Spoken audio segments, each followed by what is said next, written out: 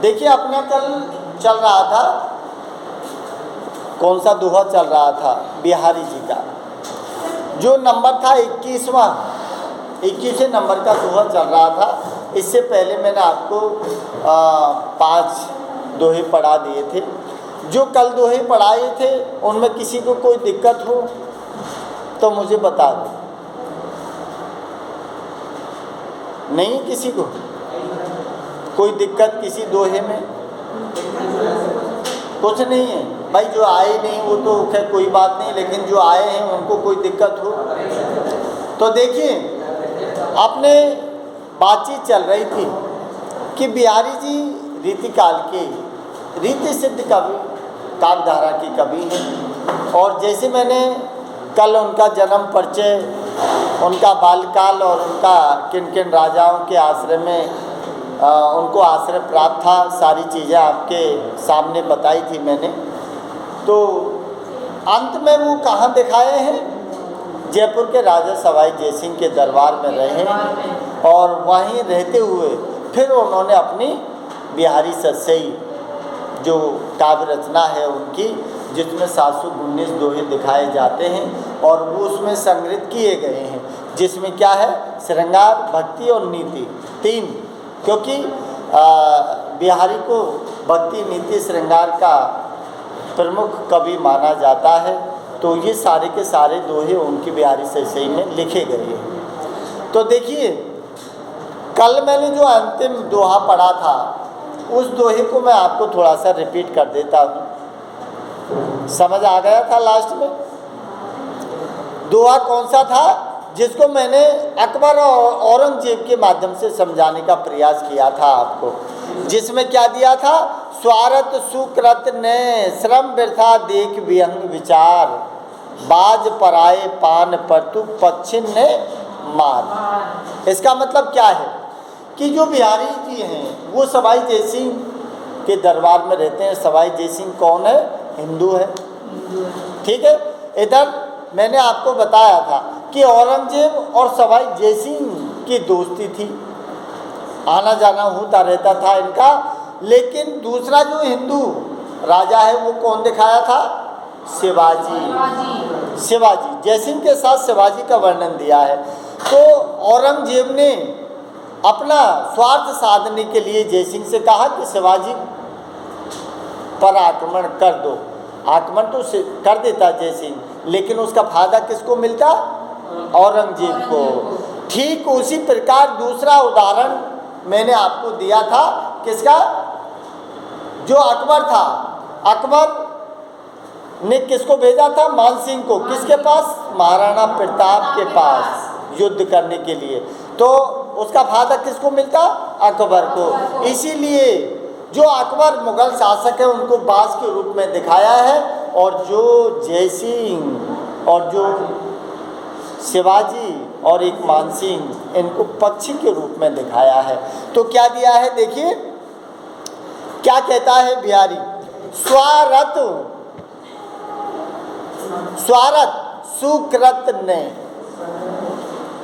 अरे बराबर के सजातीय पक्षियों की ओर इशारा करके कहता है कि जिस स्वार्थ में घुसकर तुम अपना काम कर रहे हो ना, वो तुम्हारा स्वार्थ सही नहीं है। और क्या दिया है? सुकृत ने, और अच्छा कर्म भी नहीं है जो तुम कर्म कर रहे हो। अर्थात मानसिंह महाराणा प्रताप को मारने के लिए युद्ध कर रहा है, इधर जयसिंह मान लो शिवाजी के लिए मारने के लिए युद्ध करे, तो ये क्या उचित बात है? क्या नहीं। तो इसमें न तो तुम्हारा स्वार्थ सिद्ध होने वाला है, सुकृत ने, ये अच्छा कार्य नहीं है तुम्हारा।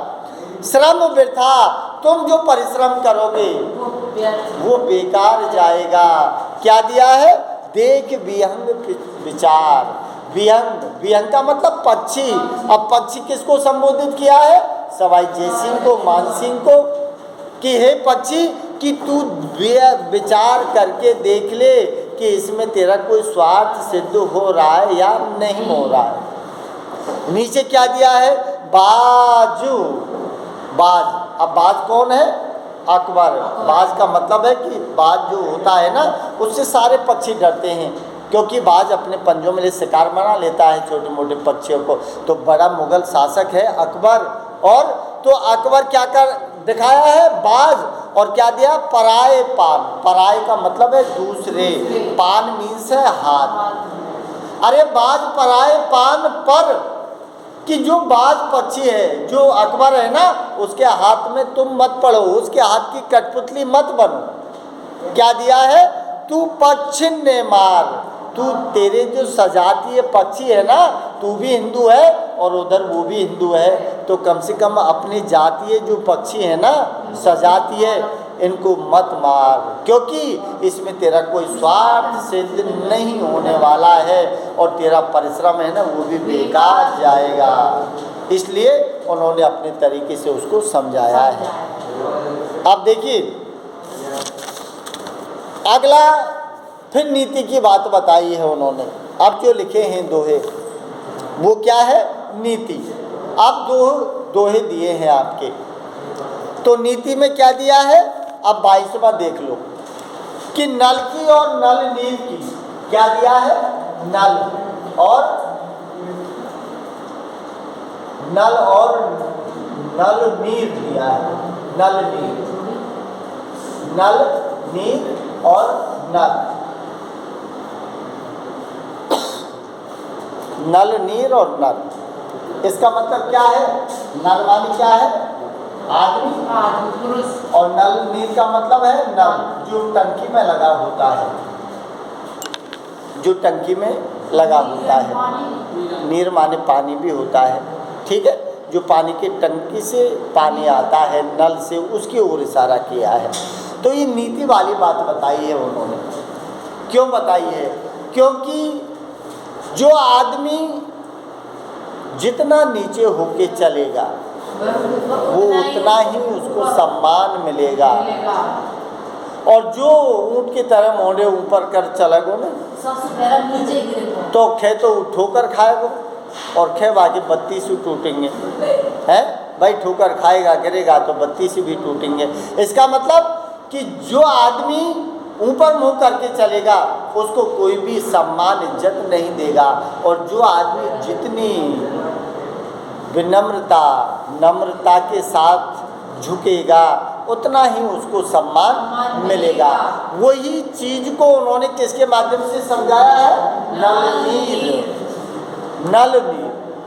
नल नीर का मतलब है जो पानी होता है जो टंकी में, तो टंकी का जो पानी है, तो नल को नीचे के बजाय ऊपर ही ऊपर क्यों ना लगाए, उसके ऊपर ही ऊपर क्यों नहीं लगाते उस नल को, पानी नहीं आएगा, और जितना तुम नीचे लगाओगे ना उतना ही पानी का प्रेशर आएगा। तो फिर वही चीज इसमें दिखाई है, ये नीति वाली बात बताई है उन्होंने। देखो क्या दिया है कि नर की और नर की, नर माने आदमी की, अरु और नल नीर, कि आदमी और नल के नीर की एक जैसी समानता है। आदमी की और जो टंकी में लगा हुआ नल है ना, उसकी एक जैसी समानता दिखाई है। और उसमें क्या दिया है, गति एक एक कर जोए, दोनों एक समान की गति के साथ चलते हैं, और जितना नीचे होकर चलते हैं ना उतना ही उनको सम्मान मिलता है, उतनी ही उसकी गति तेज होती है। क्या दिया है आगे कि जे तो नीचो हाथ चले। अब ये शब्द जो दिया है जे तो नीचो, इसका मतलब है कि जो आदमी जितना नीचा होकर चलेगा उसको उतना ही सम्मान अधिक मिलेगा। क्या दिया है कि जेते नीचो हवे चले, कि जो व्यक्ति जितना नीचा होकर चलेगा, नीचे का मतलब है कि झुककर विनम्रता के साथ अपना जीवन जो निकालेगा ना, वो उतना ही क्या दिया है, ते तो ऊंचो हो, वो व्यक्ति उतना ही ऊंचाई पर पहुंचेगा। और जो आदमी मोह ऊपर करके चलेगा, नीचा नहीं करेगा ना, वो आदमी कभी भी सम्मान नहीं पाएगा। तो नल और नर की, नल नीर की और नर की एक ही गति जोड़, कि एक ही गति समान दिखाई है नल की और नीर जो दिया है नल की, नीर की और नर की, दोनों की समानता एक जैसी दिखाई है। ये बात क्या है? नीति वाले दोहे हैं ये, नीति वाले। देखिए आपको जो क्वेश्चन आते हैं ना, उनमें इन दोहों को भीतर से उदाहरण लिखा करो तो नंबर भी अच्छे मिलते हैं। लेकिन उदाहरण तो जब लिखेंगे ना जब याद होंगे, तो याद रह जाए, पर ये नहीं, तो ये नहीं रहे तो कम से कम 2 4 5 लिख के याद ऐसे नहीं होते। आप बैठो लिखने के लिए तो देखो, फिर लिखो, फिर भूलो, फिर देखो शब्द को, तो 2-3 बार आप रिपीट करेंगे ना तो वो क्या है, दिमाग में फिर बैठ जाता है और लिखने में हाथ में हैबिट में आ जाता है। तो फिर वो चीज़ हैबिचुअल जिसे कहते हैं कि अभ्यासवश वो सारी चीज़ें चलती हैं। समझ रहे हो? तो थोड़ा सा सह उदाहरण के लिए इन दोहों को याद करने के लिए आप रखा करो। अब देखिए लास्ट दोहा दिया है और लास्ट दोहे में क्या दिया है, इसमें क्या दिखाया गया है? इसमें दिखाया है प्रेमी हृदय की बात बताई है। प्रेमी हृदय की कि प्रेम करने वाले जो लोग हैं ना वो दुनिया की चिंता नहीं करते हैं, कोई परवाह ही नहीं, है ना, परवाह नहीं होती है उनको। लेकिन जो उनके प्रति ईर्षा रखने वाले हैं ना वो तो कुड़ ढेर हो जाए हैं। क्यों हो जाते हैं? अरे भाई ईर्ष्या बस होती है वो चीज़। और जो प्रेम करने वाले प्रेमी हृदय है ना उनके ऊपर उनका कोई प्रभाव नहीं होता, लेकिन दोनों परिवारों के बीच में दुश्मनदाई हमेशा हमेशा के लिए बन जाती है। दोनों परिवारों के बीच में दुश्मनदाई हमेशा के लिए बन जाती है। इधर तो लड़की वाले और इधर लड़का वाले, दोनों के बीच में दुश्मनदाई बढ़ जाती है। तो उसी चीज़ को यहाँ दिखाया है। प्रेम का क्या प्रभाव होता है कुटुंब परिवार ईर्षालु लोगों के ऊपर, उस चीज़ को इसमें दिखाया है। सिर्फ ये क्या है, नीति वाली बात बताई है उन्होंने। अब देखिए क्या दिया है, द्रग और जत। क्या दिया है? द्रग और जत। सबसे पहले जब प्रेम होता है तो क्या उलझते हैं? सबसे पहले प्रेम होता है तो क्या उलझते हैं? नेत्र। अरे 2 4 होंगे जब ही तो प्रेम होगा, है भाई। जब तक 2 4 नहीं होंगे तो फिर 4 दूनी 8 कैसे होंगे? नहीं होंगे। देखिए सुनिए आप भाई, 4 दूनी 8 जब ही होंगे जब संख्या बढ़ेगी। 2 के 2 रहेगी तो फिर संख्या नहीं बढ़ेगी। तो इसमें वही नीति व्यवहार वाली बात बताई है।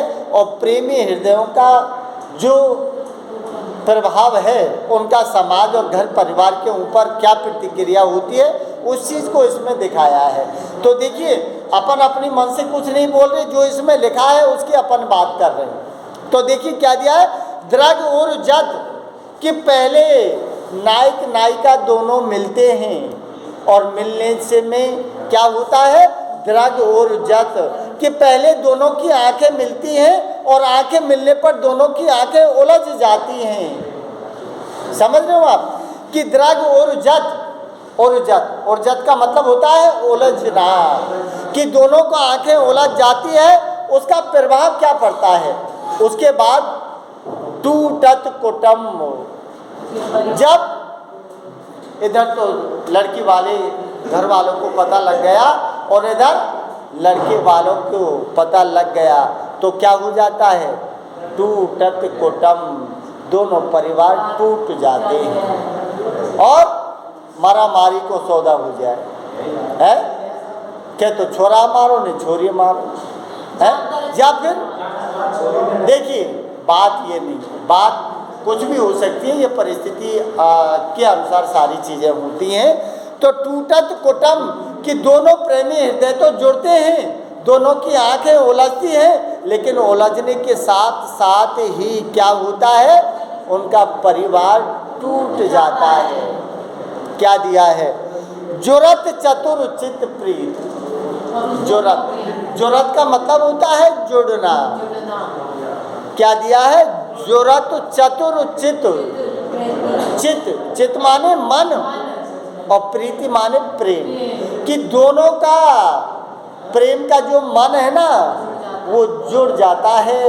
ये कैसी प्रीत है, ये कैसी प्रीत है कि चाहे घर के कुआं में गिरो, चाहे कुटुंब परिवार जेरा में जाओ, हमें कोई मतलब नहीं ये कैसा है। ये कैसा प्रेम दिखाया है, उस प्रेम का ही वर्णन किया है बिहारी ने कि कैसी प्रीत है ये, कि जिसमें कुटुंब परिवार टूट जाता है लेकिन प्रेमी हृदय पर उसका कोई प्रभाव नहीं पड़ता है। तो आगे क्या दिया है? परत गांठ दुर्जन ही है। और जो दुर्जन है, दुश्मन, जो ईर्षालु व्यक्ति है ना, उनके हृदय में सेल चुभ जाए है।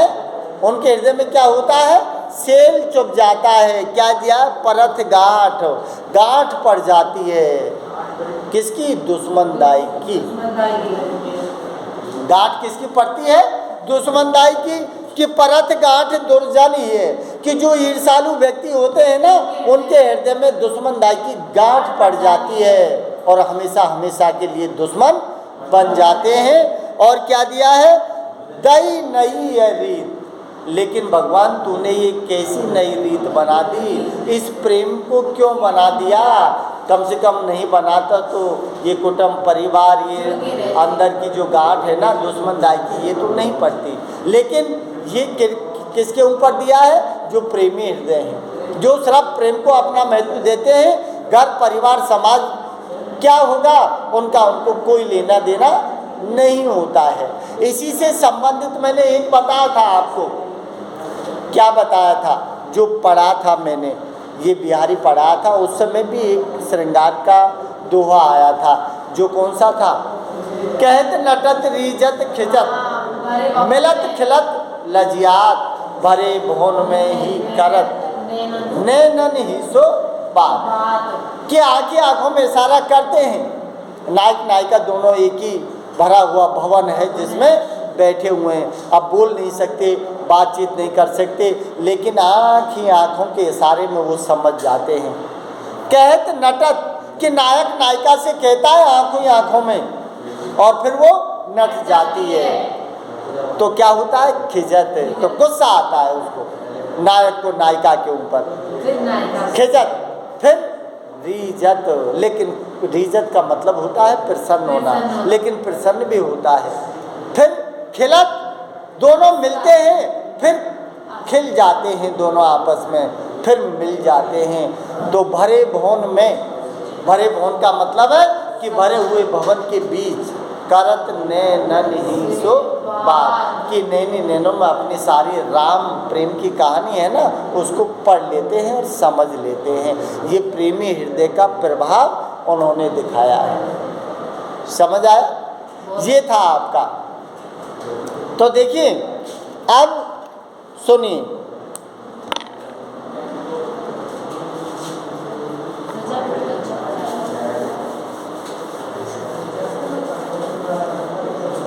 अच्छा तो पढ़ाया, लेकिन आप लोग ध्यान देके पढ़ें, सुने, समझें तो नहीं। आप पे तो करा ले, ठीक है, लेकिन ध्यान बस अपना कहाँ है, यहाँ तो धड़ धड़ से पढ़ें, बाकी तो मन है ही नहीं। धड़ पढ़ाए तो धड़ ही होता है ना। धड़ तो जीव के बगैर धड़ का बन भी क्या रहा है? जीव तो है ही नहीं, मन तो है ही नहीं है। जिसमें कहते हैं ना मेरा तन डोले, मेरा मन डोले, मेरा क्या होता है भाई? जब तन और मन दोनों का एक साथ मेल नहीं होगा तो फिर क्या होगा? या टांग आया मोटरसाइकिल मरने है। तो दोनों का, तन का मन का जब तक मेल नहीं होगा ना, जब तक कोई चीज़ आपको समझ नहीं आएगी। सिर्फ फॉर्मेलिटी के लिए यहाँ बैठोगे तो आप कोई चीज़ नहीं समझ पाओगे। समझ रहे हो? अब देखिए, सुनिए, अरे सुनो बेटा, इधर देखिए कि क्या दिया है। कि आपको ये क्वेश्चन है जिसमें वो आता है कि बिहारी के क्या दिया है? काल में, क्या काल में क्या दिया है? भक्ति नीति श्रृंगार, भक्ति नीति श्रृंगार की क्या दिया है? जिसे बोलते हैं त्रिवेणी। त्रिवेणी बहती है, बहती है, स्पष्ट कीजिए, स्पष्ट कीजिए। ये क्वेश्चन आता है कभी कभार आपको। तो इसमें जैसे यहाँ किया है कि बिहार के काम में भक्ति नीति श्रृंगार की त्रिवेणी बहती है, स्पष्ट कीजिए, तो स्पष्ट है। इसमें आपको क्या है कि सबसे पहले आपको भूमिका लिखनी है। भूमिका में क्या लिखना है?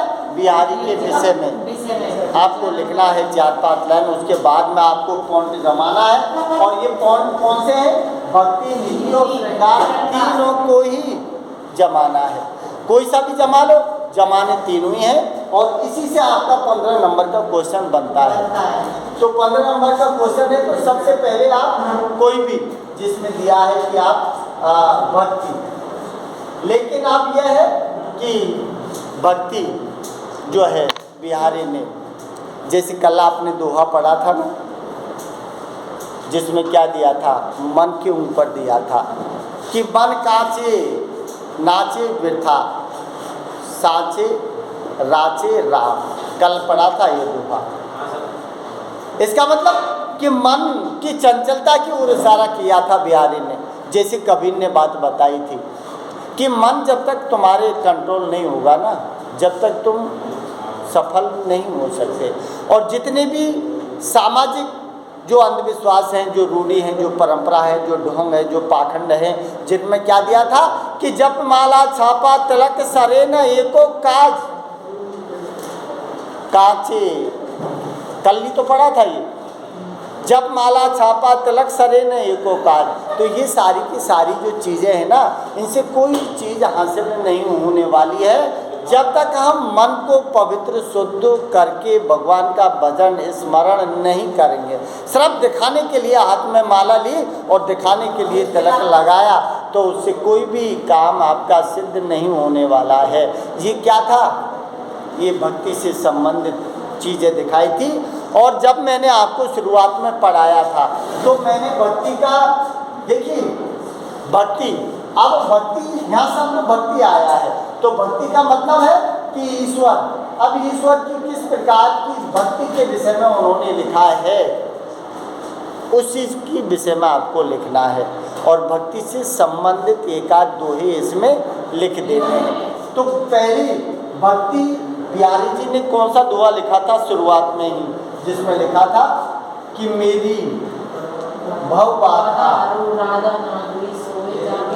हाँ, मेरी भव बाधा हरो राधा नागरी, नागरी सो।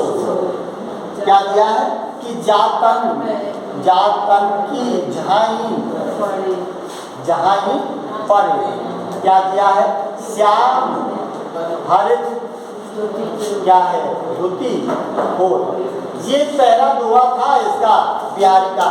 तो एक दोहा ये लिख दो, एक दोहा ये लिख दो, और एक आपने कल पढ़ा था ना, भक्ति से संबंधित था वो, कि जब माला छापा तिलक सरे न एको काज, तो ये लिख दो। तो ऐसे दोहे लिखेंगे ना आप, जब भी आपके ये पॉइंट कंप्लीट होंगे। मतलब कुछ भक्ति के बारे में लिखना है, कुछ पॉइंट जैसा आएगा उस हिसाब से ही लिखना है। यहाँ भक्ति लिख दी आपने, तो पॉइंट भक्ति का चालू हो गया। अब किस प्रकार की भक्ति के विषय में बिहारी ने अपना प्रभाव डाला है, उसके विषय में आपको लिखना है। समझ रहे हो आप? तो यहाँ क्या है कि देखिए, कोई भी कवि हो, कवि सारे के सारे लोग क्या करते हैं? मंगलाचारण।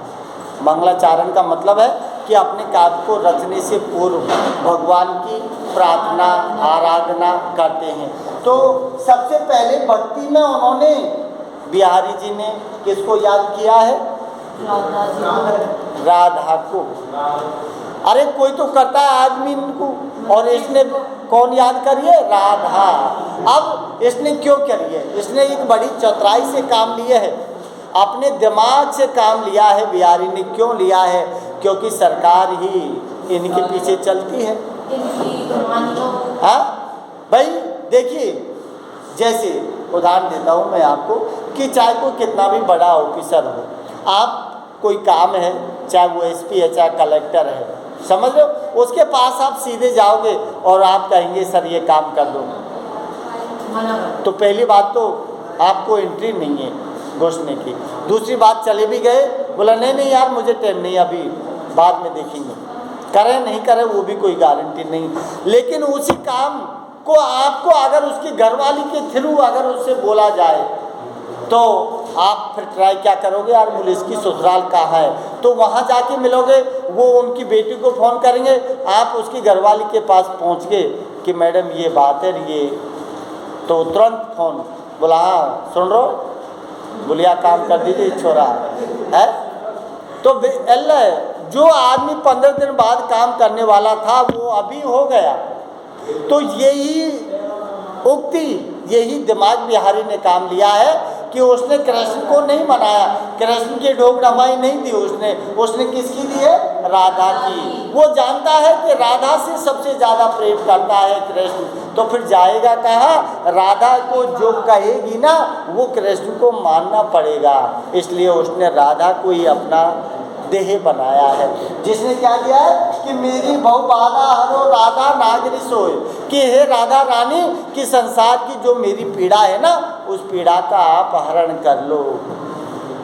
क्यों, क्या दिया है नीचे, जा तन की झाई परे, झाई मीन्स परछाई, कि तुम्हारे शरीर की परछाई मात्र पड़ने से श्याम हरित धुत, अर्थात श्री कृष्ण